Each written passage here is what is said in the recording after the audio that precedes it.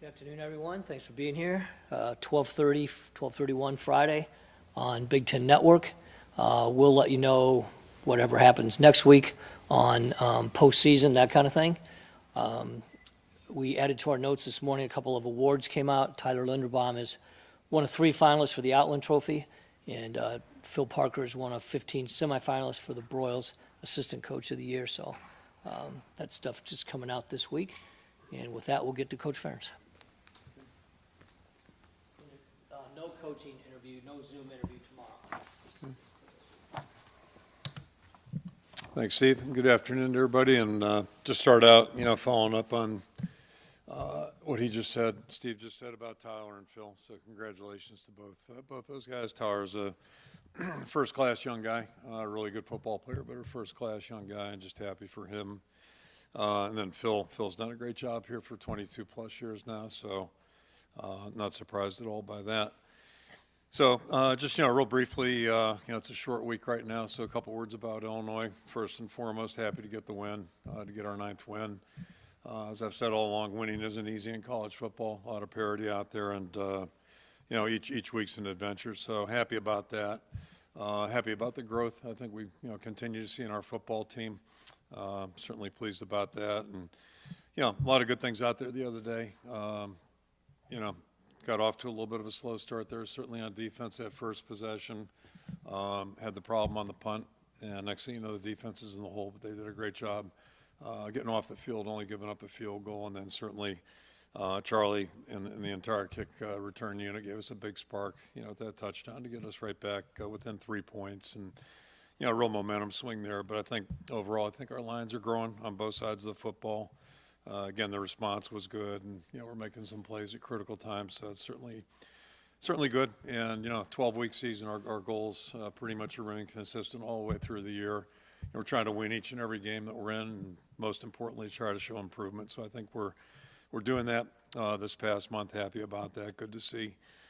Shifting our eyes to Nebraska now. Our captains will be the same 4 guys. We'll have Tyler Linderbaum offensively, Matt Hankins, Jack Kerner, and Jack Campbell defensively.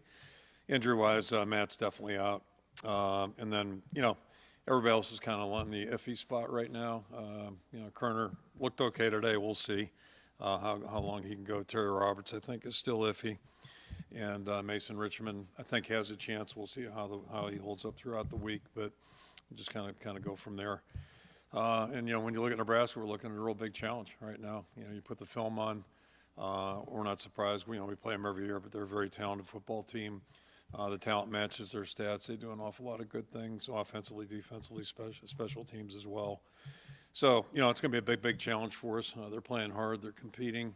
Going on the road, playing over there is never easy. And, certainly playing for a trophy is a big deal for both teams, I'm sure. So that's a big deal as well. And certainly sorry to hear about the quarterback situation. I hate to see any player get injured at any time of the season. And, it's just it's unfortunate. So we certainly wish him well. And it's kind of a reality of college football too right now this time of year. Players are out, players are nursing injuries and those types of things. But it's certainly sad news because he's a really electrifying performer. And last but not least, our kid captain this week is Blake Burdorf. I'll be okay on that. From Shenandoah, and just give you a little bit about his story. He was born with a kidney issue, ended up having a transplant at age 2, and then experienced a serious infection. So he really had to fight through an awful lot of things, but he's a 10-year-old now. Told he's a real big sports fan, so we're certainly glad that he'll be wearing, the black and gold, and he's out there in western Iowa. So hopefully he can stay strong because it's split territory as I understand it. So, and we'll be thrilled to have him represent him this weekend. I'll throw it out for questions. Kirk, does this Nebraska team feel like their record is not indicative of how good they may be? Yeah, you start by looking at the stats, which, I've been watching those all season long with everybody, and then you see the film more importantly. Yeah, they've got, they've always had good players. It seems like each and every year they've got guys that are hard to defend and hard to block, and I think that's certainly the case. And for whatever reason, they just, they've played in so many close games. It's tough. We've been there, so there's nothing fun about those. But yeah, you watch them on film, they do an awful lot of things well. They're really extremely diverse offensively, a million things to prepare for. And, you know, element of the unknown now a little bit, but, you know, they move the ball, they score points. And defensively, you know, I think they're much improved from 4 years ago. How have you seen this offensive line progress as they've gotten a lot more experience this year? Yeah, it's been slow, really slow, but I think this past month has been encouraging. It starts in practice, you know, just walking off the practice field. And part of that's guys being able to practice with some, consistency. That's where injuries really get you. They hurt you on game day, certainly, but it's that development, especially with offensive linemen, defensive linemen, and it's really true in any position, but, you know, it really shows there, and I think it was showing on the field. But I think our guys are playing with a little bit more confidence now. You know, I'm not saying we're the monsters of the midway by any stretch, but we're closer to where we need to be, I think, and it's encouraging because you're watching younger guys develop a little confidence in themselves, and, you know, rightfully so, or a guy like Kyle, who's, you know, back in decent shape now, so he can look like a football player again, and that, you know, cohesively, that helps us a little bit. When you look back on Alex's tape from Saturday, how would you review him, and has he been taking the ones this week? Yeah, I think he did a good job, and yeah, if we're playing tomorrow, he'll be our quarterback. So, yeah, he did a good job, and, you know, just qualified again. I think Spencer did a really good job too, and Spencer's really practicing well also. So he's been a good teammate first and foremost, but he's also, you know, ready to go in case something happens. And so, you know, if there's a good thing that came out of this injury, it's at least now we got two guys that have played in games, and that's encouraging. So, you know, focus right now is getting through this week. Why, I feel like I ask you every year on this week, but why do you feel like you've been so successful on these short preparations for Nebraska in particular? Yeah, first thing that comes to mind for me would be our players, you know, just being willing to accept the challenge, that it is a challenge. You know, it's a shorter, more condensed period of preparation. You know, we try to be careful about what we ask them to do, physically and mentally, but ultimately they either really, you know, focus their time and spend it wisely, or they don't. And the one, you know, thing that helps a little bit is that we're not in class, so at least they've got more time to themselves now, and just try to, you know, I think they still have some time to, you know, you can't play football or study football all day long, at least they can't. You know, so we encourage them to really just kind of condense things, do what they got to do, and then, you know, everybody can relax on Saturday. You know, it's our day off this week, so we'll take a break there. Do you have much film on Smothers, the quarterback that they'll probably play most? Not really. I think, you know, they might have dug some up from junior high. You know, those guys are pretty creative back there, but spring game, I guess, and, you know, that type of thing. But it's not the same, you know. So, but I mean, we have an idea who he is and what he is, and he's fast. I know that.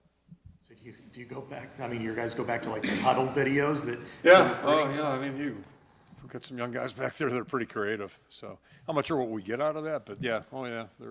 I tease them about that stuff. Yeah. I swear to God, probably junior high. Reese. If Reese was one of our, you know, young guys back there, he'd probably be in the junior high stuff and tell you what the nurse said and all that stuff. School nurse, yeah. If Mason can go, is he moving back in at left tackle then, or are you going to rotate? Yeah, we'll probably rotate. You know, really pleased that, you know, I mentioned guys growing. I think Jack and Nick both have done, probably played as well this past Saturday as they have since they've been here. Not that they're, you know, 5-year guys, but that is important. Like they're both growing, and Mason was really, I thought, starting to hit stride there when he got hurt, unfortunately. So, you know, we kind of went from, you know, do we have a tackle? Maybe we have 3 guys now that can hold the fort a little bit, and that's encouraging. Cooper DeJeans in the 2 deeps. I think when he came in, you guys kind of We're the few that prod the free right now. So yeah. You kind of put him at safety. Now he's listed at corner. Is he going to be a corner forward? We'll see. I mean, we're thin right now, you know, with Matt being out for sure, and you know, we're thin. So we'll see what happens. But you know, he's playing on special teams, and he wants to play. He wants to compete, and he's doing a really good job. He's doing a good job on special teams. So you know, full speed ahead with him. That decision. He's already played 4 games now, Yeah. and is that kind of the track you talked about earlier in the year, like T.J. Hawkinson? Now you would just move him in, and so is that where Cooper's at? That he's playing. I've definitely changed my mindset, and yeah, I think, you know, it's ultimately up to the player, though. You know, the players get the top vote in their families. So if they're, I go back, I was just talking to somebody about that, whatever there it would have been, 2000, 2001, I think it was 2000, where you had Hinkle, Greenway, Hodge, leaving somebody out. Roth chose to play, and then I'm leaving one other guy off. But 4 of them chose to, they wanted to sit out and be fifth-year seniors, which is really, that wouldn't happen today. So that's the difference 2 decades later. But, I know we're playing for today as coaches, and I think the whole team's playing for today, and I think that's Cooper's attitude too. And he I don't know how many snaps he'll play, but he's getting a lot of work in practice, so he's moving fast too, and it's really fun to see him go. Tory Taylor told us a little while ago that he's definitely coming back, and this may be something that you've known for quite some time and just take it for granted, but can you address that? I mean, I'm sure your feelings are obvious about it, but just how do you feel about it? I've joked about Tory, whatever that show was with Robin Williams. Remember, he came down from, what was the name of the show? I date myself. Yeah, okay, Mork and Mindy.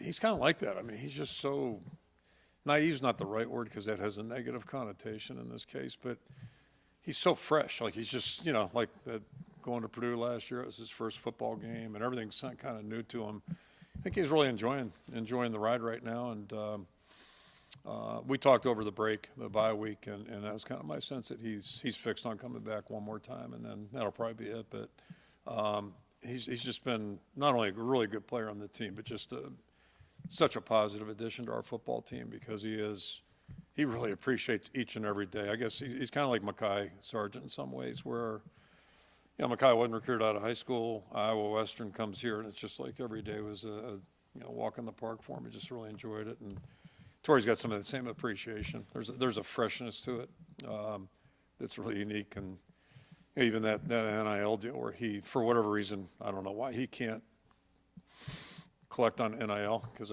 he's not from America. I mean, I don't understand that rule either, but we'll have a press conference next week on stuff I don't understand. But anyway, so I mean, but he handled that in stride, and found a way to make that a positive. So, and didn't seem to affect him at all. He's just, it's unique how much he's enjoying this experience and thoroughly enjoys his teammates, and he's really good for his teammates. Kirk, Tory talked about, how much he appreciates guys on the punt, the special teams, the punt return, and how much these guys take pride in at Iowa. And he said to other schools, you really don't get a lot of guys like that. I mean, how do you guys get these players to really buy into special teams?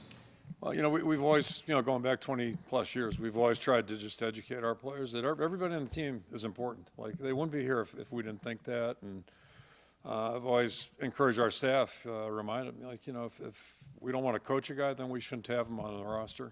We invited them. They're all here because we invited them, and we should treat them that way. And, so we try to give everybody a chance to be coached and show what they can do. And then right along with that, so whether you're on the look team, which a lot of younger guys are, and we've got older guys. A guy like Henry Marquez who threw a huge block on the kick return the other day. During the week, he's either running pass routes or playing defense against our offense or our defense. So, just a not really unselfish guy, but I think guys understand, the good guys understand, everybody's got a role, and special teams are huge. And boy, we saw that Saturday. It caused a little bit of the turmoil with that snap and going through Tory's legs, but then flipped it right around and got us back in the game. We did some really good things on special teams. So I think our guys get it, that everybody counts and everybody potentially could have a role to help us win. There have been years in which Shudak and Taylor, I think, could have been finalists for their national awards. Yeah.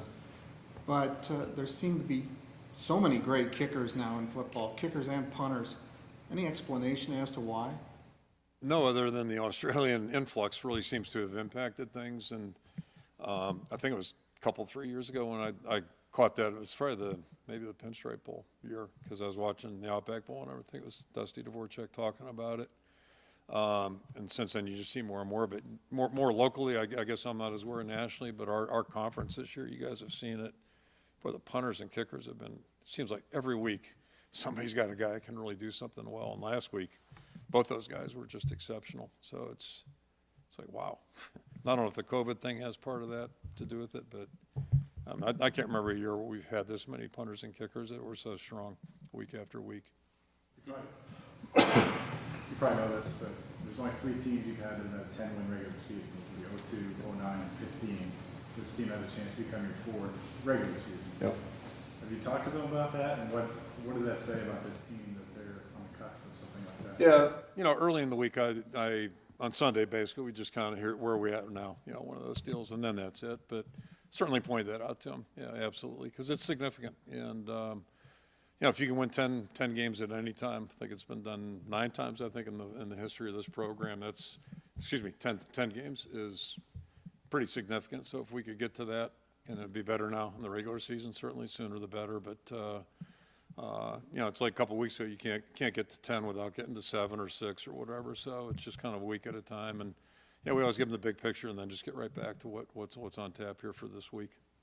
After those 2 tough losses, you know, especially the one against Wisconsin because it came off a bye, your team got off the mat and went and won a tough game at Northwestern and then won 2 since then. How were you able to do it? And it seems like you do things like this all the time, but it's not easy. So how were you able to do it this time? You know, my answer would be just kind of like Saturdays. You know, it gets down to players and you having the right guys. And I don't know that our message is anything special necessarily. You know, probably be like anybody else's that went through a loss or whatever. But it really gets down to the players and the amount of pride they've got and the resiliency. And then go back to Andre Tippett talking to the team a week ago Friday, just saying, you know, grit and resiliency, talking about the 81 ball club. And, you know, good teams, that's what they have. They got to have that because this is a tough racket, what we do. And the other part that goes right along with that is leadership. I know that 81 team had good leadership. You know, it really stood out to me, again, being the new guy walking in here. It was really clear to me that the older guys were tired of losing and they were going to do something about it. And I think I alluded to this a couple of weeks ago that, you know, we had the 2-game losing streak that year and then one out in November. And but it takes the right players. You know, you just can't. Coaches don't do that. That's players. Did you know that Alex is a neuroscience major, and do you see that translate into how he leads the offense? Yeah, yes and no. I mean, sometimes those guys are kind of scary. The guys that are too smart, but that quarterback room's kind of been like that. Nate was back this past weekend, Stanley, and you know, Drew Tate was a little departure to that, you know, back 18 years ago, but a little bit of a different character. But that room's been pretty cerebral throughout. So, yeah, none of these guys surprised me. They're pretty good students and very serious about it. And it's a really credit to them because they work extremely hard. They put more prep work in, and I'm sure that's true in every program. Quarterbacks just have so much on their plate to be ready for a game, plus carry the academic load they do. So it's impressive. How important is it to have that, considering the pro-style offense where the quarterback has a lot on their plate?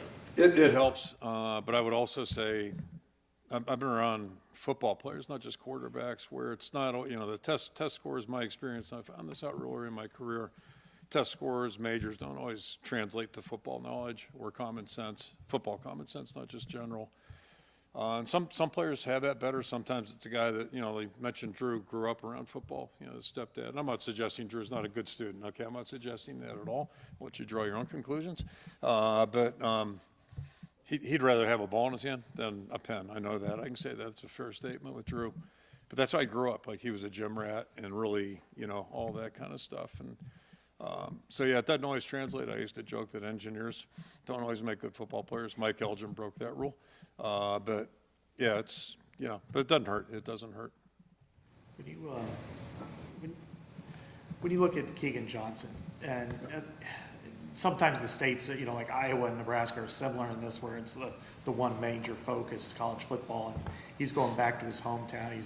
Or that home area, I should say, and then he's also a legacy player, or his dad was a legacy player, and then coupled with that, being young, what do you tell him, or do you tell him anything? Because mentally, being that young and going back into that kind of environment has some negative possibilities. It does. First one is ticket request. Okay, it's number one on the list, and there's no getting around that. So as you're asking that question, I'm sitting here thinking, I'm an optimist, so I'm thinking positive thoughts, at least sometimes an optimist. And I'm thinking about Fisher going over there, and did he have 2 picks in that game, I think? You know, his last game over there. And his dad played on there, and brother also. He had two siblings there. Thinking about Jovan Johnson coming up with a pick at Penn State, or Ed Hinkle laying out for a big touchdown back in Penn State. So I'm thinking the positive route, and hopefully he'll be ready to go. But the one thing about him, he just doesn't seem to be affected by anything thus far.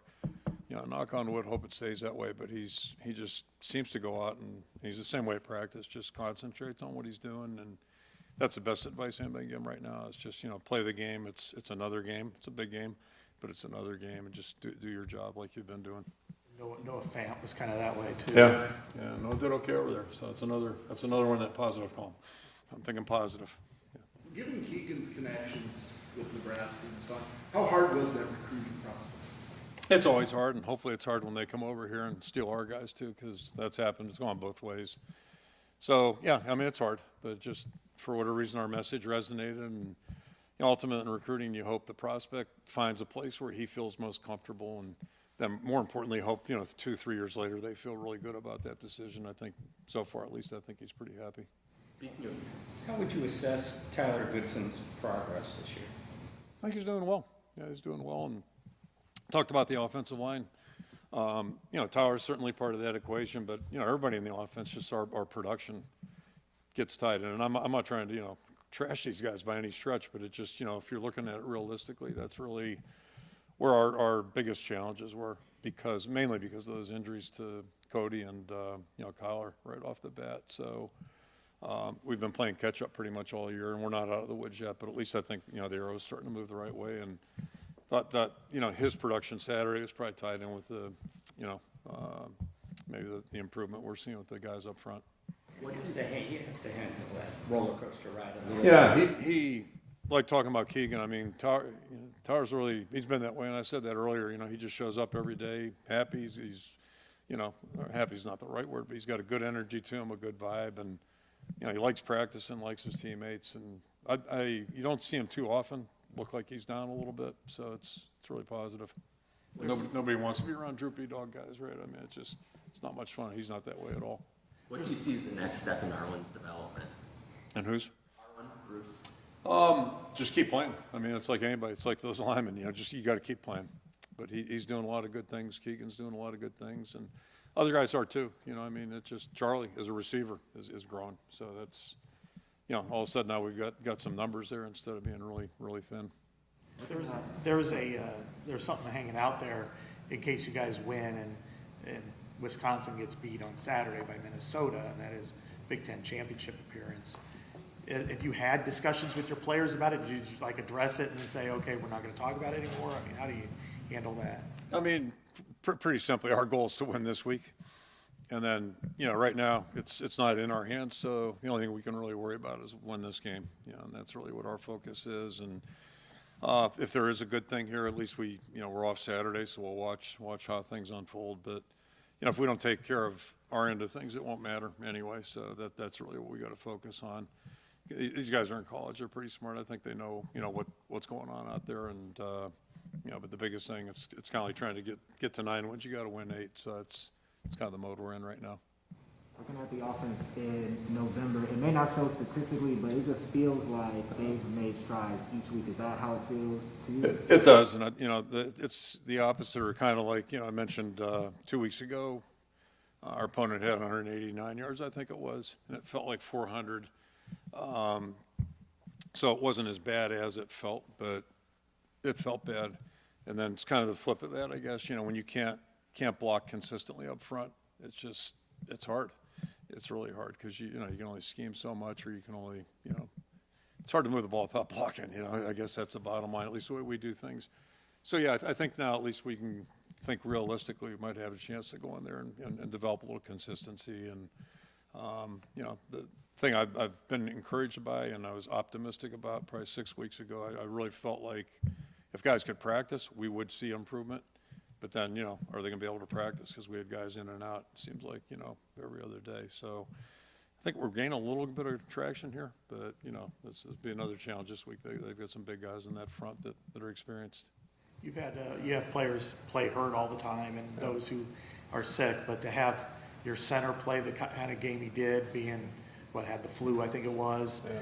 I mean, when you graded it out, what did you think? He did fine. Yeah, he did fine. And you don't want to ever take anything for granted, but you're not surprised. I mean, Tyler, it would take a lot to get him out of the lineup. It really would. And it's been some instances since he's played where somebody rolls up on him or whatever, and he's just he shakes it off and keeps playing. So he is just, he's a really nice guy, as you see when you interact with him, but he's a tenacious competitor.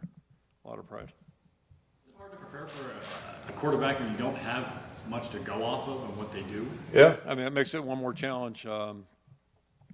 My guess is like he fits their scheme though, so he's a really athletic guy. One of them is, and the other guy's a little bit younger. We don't know quite as much about certainly, but yeah, I mean, my guess is the scheme's going to stay pretty much the same. We'll have to defend a lot of different things, and he's a really athletic guy, so that puts pressure on you when the quarterback can move around like this guy can.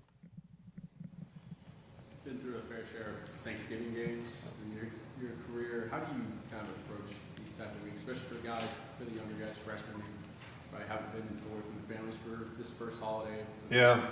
Kind of coach them, tell them throughout the week. There's a great Guy Fieri quote. You can Google it, I guess, but it talks about Thanksgiving and, what the spirit of the holiday, and then also mentions in his quote about, there are a lot of people that aren't at home, with their families. They're over, doing things nationally, internationally to help protect us, those types of things. So you can start right there. And I've always tried to share that at bowl games, too, because a lot of times we're working over the holidays. And first of all, it's a short window for players. For coaches, it's kind of a lifetime thing.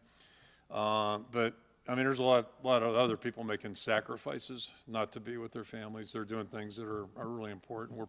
We're getting to play college football, so I think our guys understand that. And then that's one of the extra perks, in my opinion, about the Black Friday game is at least guys locally on Saturday get to be with their families over the weekend. And after a potentially, maybe an interruption here, but at least it's a nice break. And if we do have an interruption to that, that'd be fine. Nobody's going to argue about that. I know they understand that. But so it all works out. It works out, and it's kind of like a bonus day. You get Saturday off. It's a pretty good deal.